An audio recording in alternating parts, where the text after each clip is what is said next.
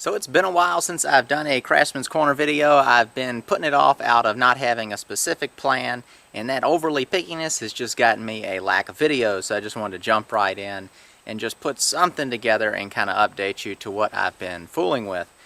So the first thing we're going to take a look at is some tomato plants that I've got growing. I've got 20 different plants growing, and I was gone for a couple days and they've tipped over and halfway broken, so I need to tie them up on some poles. So let's go take care of that.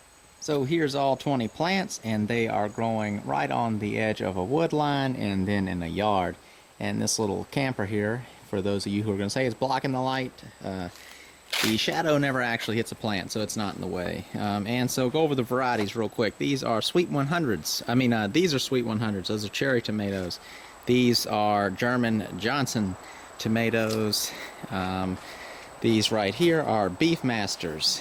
And these are Pink Ladies, and you can see these are some of the ones that have fallen over. And then these are my big boys, Tomato Champions, and they all fell over, but they're in good enough condition to where once I tie them back up, they'll be alright. So let's get some stakes put in the ground.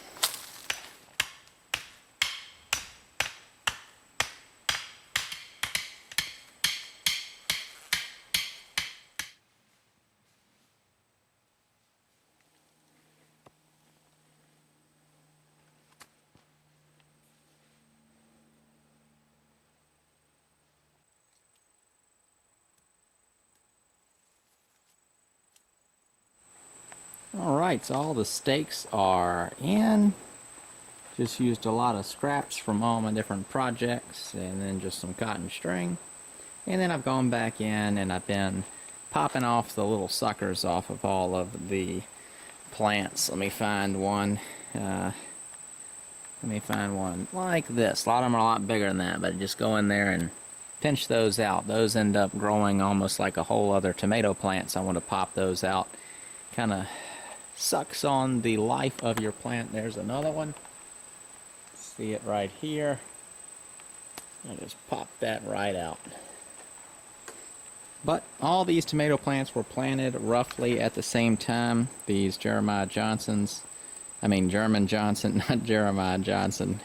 German Johnsons on the end were planted about a week after these. They were planted in a different location. It wasn't getting as much light, and I ended up moving them back to this area, and they're starting to do a little better now. And then the rest of these are all doing pretty good, as you can see. They're not as leafy as tomato plants would be if they were growing in the total sunshine and had all-day sunshine, but this has about 3/4 of the day. These are in sunlight, and they're starting to put off some pretty good tomatoes. There's a scale for you. Here's another one that's getting a little bit bigger. You can see how many are on just this one plant. Here's 5 there and more up top. So they're starting to get pretty productive. The largest tomatoes and the largest plants are these Tomato Champions on the end. They're really starting to put off a lot of little green tomatoes. So I think these are going to stop growing tall soon and just start putting out tomatoes, hopefully. Because these stakes are 8 feet tall, and you can see that they're working their way up. One of these cherry tomatoes down here has grown all the way to the very top of the stakes. So just wanted to show you these. Need to squirt a little water on them, and that'll be it for the tomatoes for today.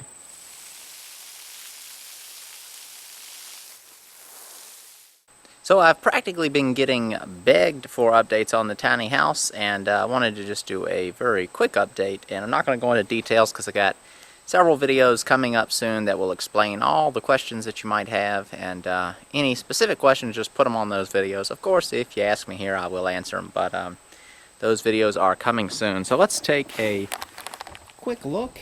As you can see, I've been putting the cedar shingles on there, and went with you've already seen them in a previous video. Those are the hand split shingles, so they're all a little wonky, and I like the way they look. And here's a look at the handrails. Been getting a lot of suggestions from metal to skinning some cedar trees and whatnot, but ended up coming up with this design. So it's some 4x4 cedar post that goes up to the corner of the top of the loft, comes down, and then just for the proportion of it, sort of the scale, I wanted to add this little extra upright on the side they come down and meet on a base, and then has these little flats on top, and then the handrail just dives into the house, is connected, and then I just put the cedar shingles around it. And so cedar shingles come down, and then they meet this piece of trim work here, and then below that will be the board and batten. And not sure yet, but I'm probably going to end up using the same color paint on the board and batten. I want to keep things pretty simple looking since I have a lot of details. I don't want it to be too fussy looking. But